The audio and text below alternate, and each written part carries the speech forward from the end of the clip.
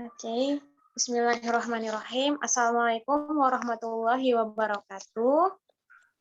Waalaikumsalam warahmatullahi wabarakatuh. Waalaikumsalam. Guys, how are you today? I'm good, and you? Alhamdulillah, I'm great. I'm great. Thank you. Alhamdulillah, I'm fine too. Thank you for asking. Okay. Before we start our discussion today, let's say basmalah together. Bismillahirrahmanirrahim.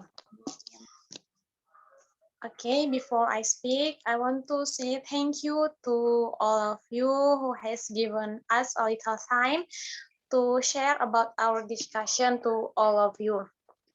In this time, I'm Farisa Iwayu and my friends, Tarisa Ayu Lestari. We will talk about planning for talk.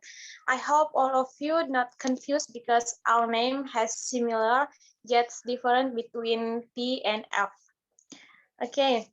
The first material will be explained by Tarisa Ayu Lestari. For Tarisa Ayu Lestari, time is yours. Okay, thank you, Farisa. Assalamualaikum warahmatullahi wabarakatuh. I'm Tarisa Lestari. I will explain about planning for talk and example of children talking. Okay.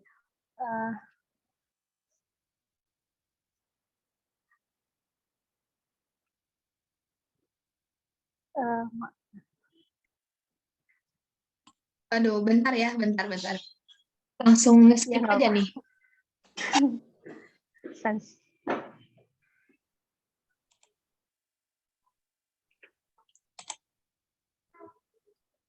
Ini ya? Ya. Aduh, kok balik lagi? Bentar.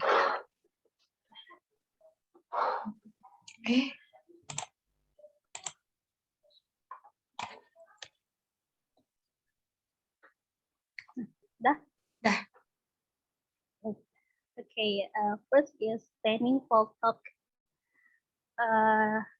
Definition, planning for talk begins with the conviction that talk is a valuable exercise.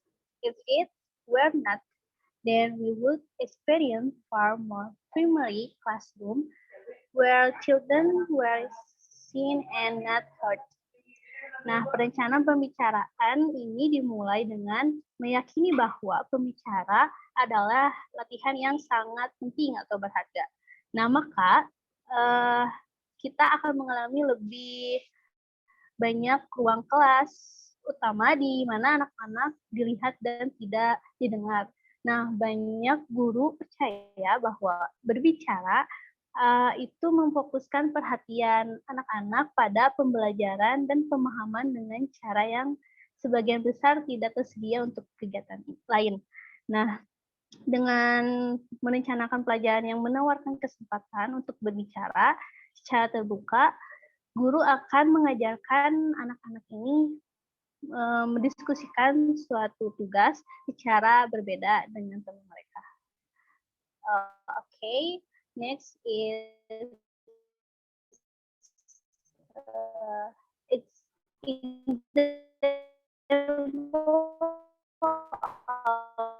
children talking.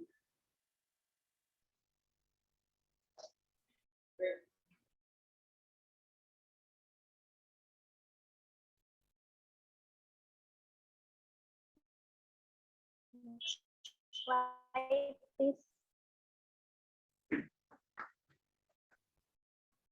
Yang ini? Sebelumnya. Bentar ya.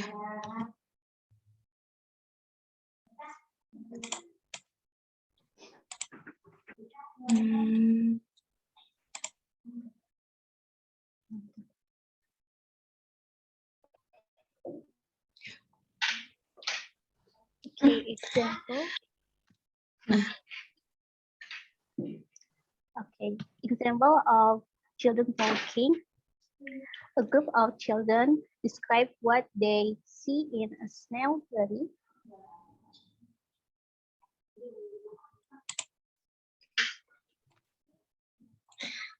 Kenapa ya ini presentasi? Bentar, slide-nya susah nih buat diinin.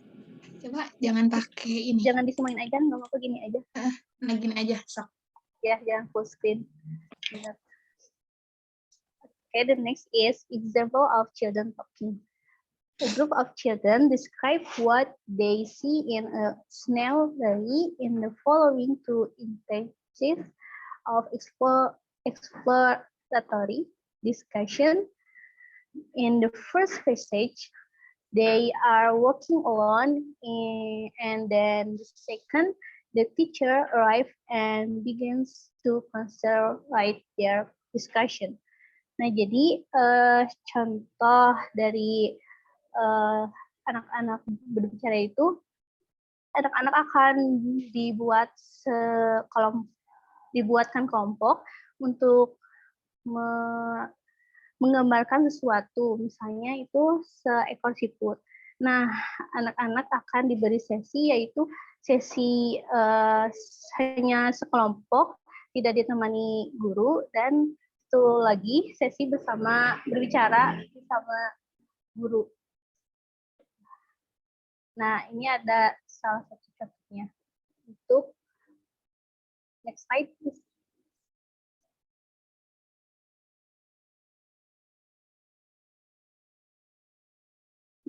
Nah, di sini ada conversation antara tiga orang anak tentang snail atau siput. Nah, di sini itu anak-anak itu berbicara seperti Susan is, yes, look at the one. It's come ever so far. This one stop for a little rest. Nah, jadi bisa dilihat bahwa percakapan atau conversation ini si anak itu lebih banyak bicara, bisa apa aja yang mereka lihat diungkapkan gitu. Nah, selanjutnya ada contoh example of children talking with teacher.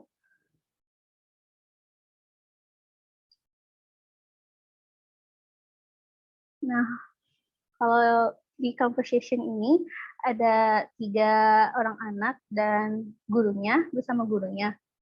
Nah, di conversation ini terlihat bahwa ketika guru bertanya, anak hanya cukup menjawab saja, tidak ada pertanyaan lagi, atau seperti yang pertama, anak-anak itu bisa mengira-ngira antara si siput ini tuh ternyata gini ya, apakah gini ya. Nah, kalau sama gurunya hanya menjawab saja, tidak ada feedbacknya, hanya cukup menjawab. Nah, dari percakapan di conversation itu, di conversation pertama itu ada beberapa poin yang bisa diambil gitu. Nah, the first is the children are unafraid to hypothesis. Like, I think it's moisture. Next is the children generate more creative, descriptive, and insightful observation without their teacher. Next, the children operate as a group. They share their idea, they listen to one another, and they respond positive to new suggestions. The last is they look for opportunity to draw another into the task, typically using the equation. Nah, jadi itulah beberapa poin yang bisa diambil dari conversation yang pertama. Nah, untuk conversation yang kedua, nah meskipun si guru itu niatnya itu baik ya, untuk lebih ingin berbicara lebih dekat dengan anak-anak, tapi ada beberapa hal poin yang harus Nah, yang pertama, biasanya guru mengajukan pertanyaan tertutup yang membutuhkan satu kata. Nah, jawabannya benar. Nah, seperti itu. Dan guru itu sangat antusias untuk menarik semua anggota kelompok. Nah, tampaknya bagi guru bahwa setelah diskusi mereka telah mempelajari kata. Tetapi ada salah satu anak juga yang menggunakan kata itu sebelum atau kata tersebut di composition yang pertama. Nah, seterusnya itu struktur diskusi bergeser ketika guru datang sehingga pertanyaan singkat diikuti oleh jawaban singkat. Nah, yang mengarahkan pada pertanyaan singkat selanjutnya. Nah, jadi this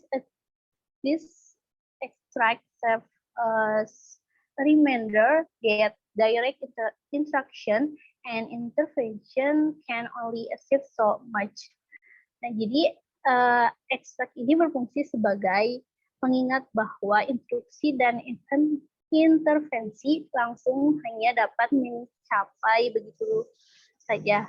Nah, penting untuk diingat bahwa kemampuan guru untuk merencanakan kesempatan belajar yang menarik dan terkadang membiarkan si anak ini berbicara merupakan keterampilan yang sangat penting.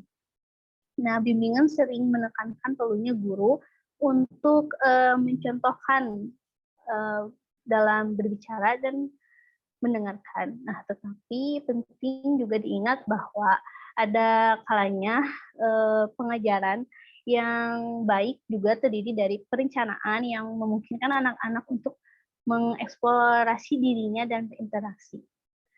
Okay, maybe enough for me. The next presentation, Farisa. Okay, thank you, Teresa, for your presentation. Okay, the next one is about classroom strategy. Okay, please, next slide.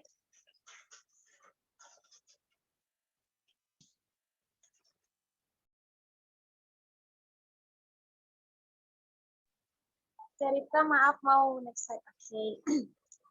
Classroom strategy. Masih yang sebelumnya? Okay, thank you. Next slide, satu slide setelah ini, Teh. Okay. Given that children are able to use high language skills in discussion and debate, it becomes a big responsibility for a teacher to read opportunities so that students can use the skills to the fullest to express what they want to convey. Jadi, mengingat bahwasannya anak-anak itu bisa menggunakan kemampuan berbahasa yang tinggi ketika berdiskusi ataupun ketika debat, ini menjadi sebuah tanggung jawab yang besar bagi seorang guru, bagaimana caranya dia bisa membaca peluang agar anak-anak itu bisa menggunakan kemampuan berbahasa mereka itu dengan baik, dengan maksimal, agar apa yang ingin mereka sampaikan itu bisa disampaikan dengan baik dan benar, gitu ya. Okay. Based on the definition, there are at least 4 strategies in the classroom that we can use to train a children to speak. Okay, next slide, please. Sebelumnya suara Faisa terdengar jelas, soalnya di sini lagi hujan. Kedengaran. Kedengeran, Kak. Cuman di aku sedikit terputus-putus. Okay. The first one is choose to for. This strategy is a paired discussion system. Strategi pertama yang dapat dilakukan oleh guru itu adalah sebuah kelompok diskusi, which one each group consists of 2 until 4 members, yang mana setiap kelompok itu terdiri dari 2 atau 4 anggota. Each group will be given the same material from the teacher, and they have to find as much information as possible and then present it to each group. Jadi mereka bakalan dikasih satu materi yang sama oleh guru, kemudian mereka tuh harus bereksplorasi gitu ya, mencari sebanyak mungkin informasi terkait dengan materi yang telah mereka peroleh dari guru. Kemudian setelah itu mereka akan sharing gitu ya, saling sharing sama temannya, mempresentasikan hasil mereka. Karena nggak menutup kemungkinan ya, meskipun materi yang diberikan oleh guru itu sama, tetapi ketika mereka mencari dari sumber yang berbeda, itu tentu hasilnya pasti akan berbeda gitu ya. Meskipun sama, itu tidak 100% sama gitu. Jadi fungsi ketika mereka mempresentasikan hasilnya itu adalah yang pertama, mereka bisa menyampaikan apa yang mereka peroleh dengan menggunakan bahasa yang baik, kemudian mereka juga bisa melengkapi informasi teman mereka ataupun mereka memperoleh informasi lain dari teman mereka gitu. The second one is envoying. This strategy is a group discussion that has a chairman or spokesperson. Nah, strategi yang kedua itu adalah dalam sebuah kelompok diskusi itu ditempatkan seorang ketua atau seorang juru bicara.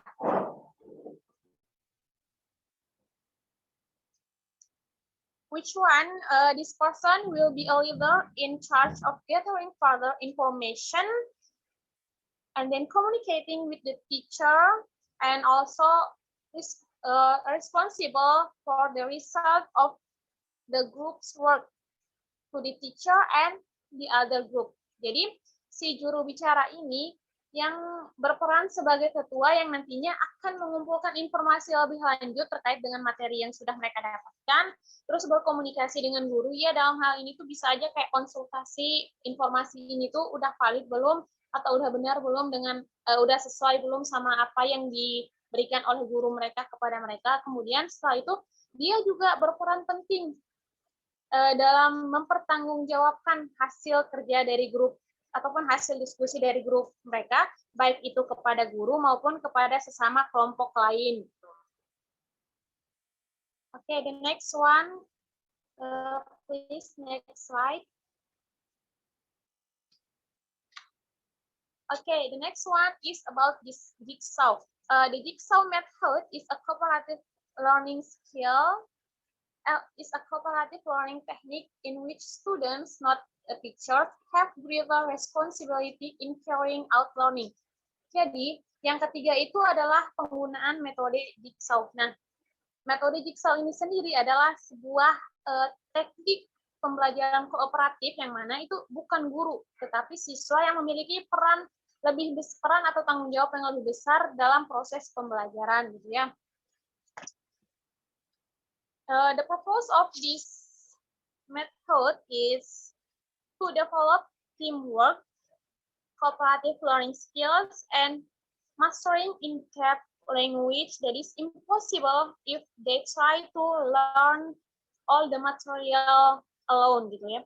Jadi fungsi dari ataupun tujuan ya dari penggunaan metode ini di ruangan kelas adalah yang pertama mengembangkan kerjasama tim gitu ya. Jadi mereka saling mengumpulkan informasi, saling bertukar informasi, bertukar saran atau pendapat. Yang kedua itu kemampuan belajar kooperatif, dan yang ketiga itu adalah menguasai materi secara mendalam, yang mana materi ini tuh sangat tidak mungkin ya atau impossible jika mereka mencoba untuk mempelajarinya secara sendiri-sendiri gitu ya. Okay, and the last one is children as researchers. Now, in the past one area where a genuine choice could be offered was when children were encouraged to research an area. Jadi di masa lalu itu ada sebuah bidang ataupun ya bidang tertentu yang mana mendorong siswa untuk melakukan penelitian terhadap apa yang mereka sukai gitu. Jadi pertimbangan ini itu ada dua keuntungan ya. Kenapa mereka menggunakan metode ini? Yang pertama itu adalah next slide please.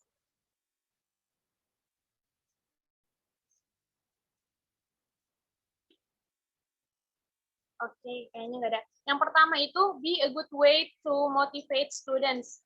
Nah, yang kedua itu peer-to-peer learning will take place as children present the result of their research to one another.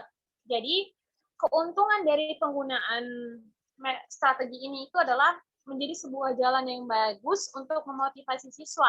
Karena tidak dapat kita pungkiri bahwasanya anak-anak itu akan lebih tertarik untuk membicarakan hal-hal yang mereka sukai gitu ya. Jadi mengapa mereka menggunakan strategi ini? Karena bisa membuat anak-anak itu lebih bersemangat dalam bereksplorasi, dalam meneliti apa yang benar-benar sebuah objek yang benar-benar menarik perhatian mereka, atau dalam kata lain objek yang mereka sukai gitu. Okay, I think that's enough for me. How about you guys? Do you have any question? May I ask question? Okay, please, Gita. Okay, thank you. Well, I'm Gita Atika Rizkyani. I'll ask about the classroom strategy. So I want to ask about there are maybe four classroom strategies here, and I want to ask about are there suitable for any age? Jadi apa strategi itu tuh cocok untuk semua jenjang, atau just for children, or what else gitu? Itu sih pertanyaannya. Thank you. Okay, thank you, Tegita, for your question. Ada lagi yang mau bertanya?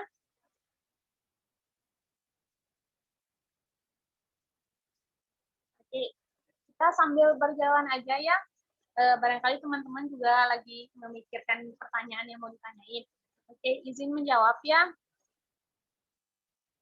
Nah, untuk strategi di classroom ini sendiri, menurut Farisa, itu cocok diterapkan di jenjang SMP sama SMA. Kenapa? Karena ini tuh udah masuk di mana mereka tuh harus bereksplorasi, mencari informasi lebih lanjut gitu ya. Dalam artian, kalau SD sama TK sama SD itu kan, apalagi TK kan sistemnya tuh mereka masih belajar tapi sambil bermain. Kalau SD, mereka belajar, tetapi untuk hal-hal dalam hal mencari informasi kayak ditugasin berdiskusi kayak itu tuh sangat jarang ya, sangat jarang ditemui gitu ya.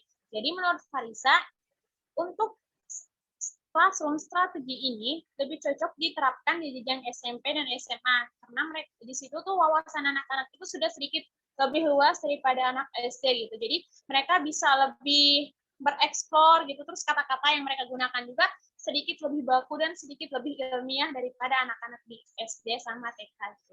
Mungkin segitu dari saya, Gita. Okay, thank you for your answer. Okay, you're welcome, Teh. Gimana teman-teman? Ada lagi yang mau ditanyain?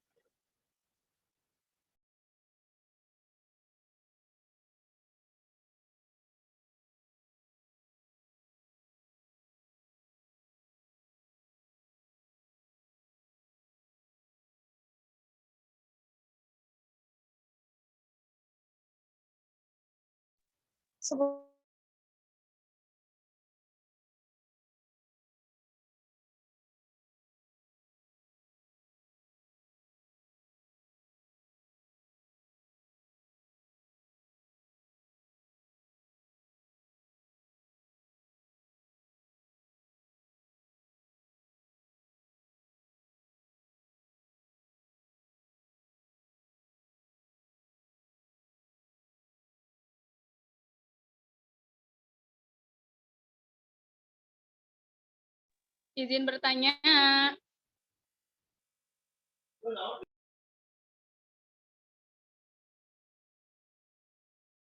Iya, boleh.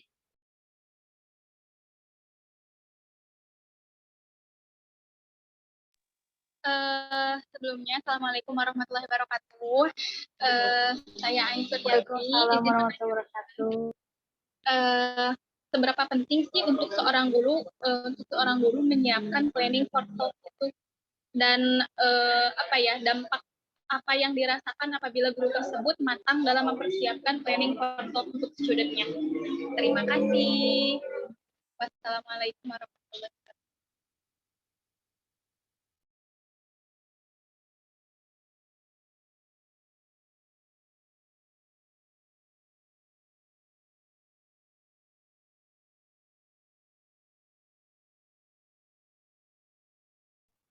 Teman-teman ada yang mau ditanyain lagi?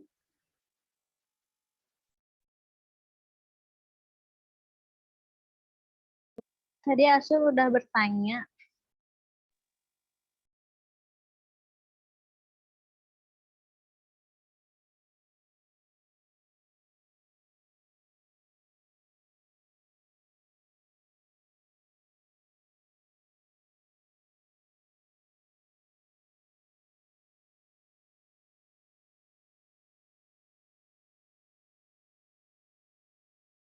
Ain, maaf pertanyaannya boleh diulang.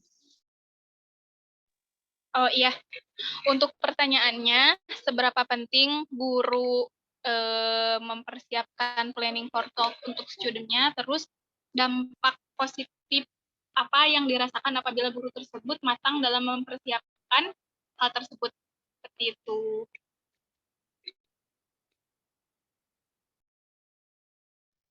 Oke, Karisa baca ulang ya pertanyaannya. Seberapa penting gitu ya planning for talk ini bagi guru gitu ya, guru. Terus kayak, mohon maaf ya, yang satunya lagi tadi tuh kurang kedengeran sama Farisa. Oke, untuk yang satunya lagi yaitu dampak yang dirasakan untuk student-nya sendiri apabila guru tersebut well prepare gitu dengan planning for talk. Oke. Izin menjawab ya, setahu Farisa, ini tuh sangat penting ya bagi guru untuk bisa menggunakan strategi ini, karena yang pertama, anak-anak itu tidak akan mau berbicara jika tidak didorong gitu ya. Jadi guru di sini itu sebagai pendorong. Strategi ini dilakukan oleh guru sebagai bentuk upaya agar anak-anak itu nantinya bisa berbicara gitu, apa yang ingin mereka sampaikan bisa mereka sampaikan dengan baik, dengan bahasa yang baik juga. Nah, untuk benefit yang dirasakan oleh guru ketika dia well prepare nih ya buat planning for talk ini untuk anak-anak, yang pertama kayak anak-anak itu akan merasa berhasil gitu ya, anak-anak akan berhasil, mohon maaf, anak-anak itu akan menyampaikan apa yang ingin mereka sampaikan dengan baik, kosakata mereka juga akan bertambah dengan baik.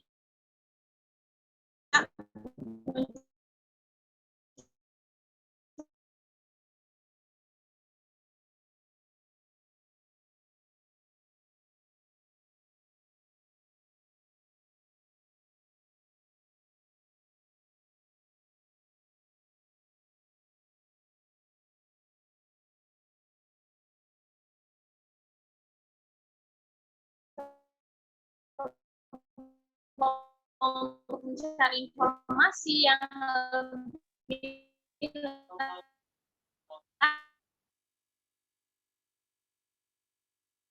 Maaf, Kakak, untuk tadi suaranya kurang nggak terdengar maksudnya sama aku gitu, dan putus-putus suaranya.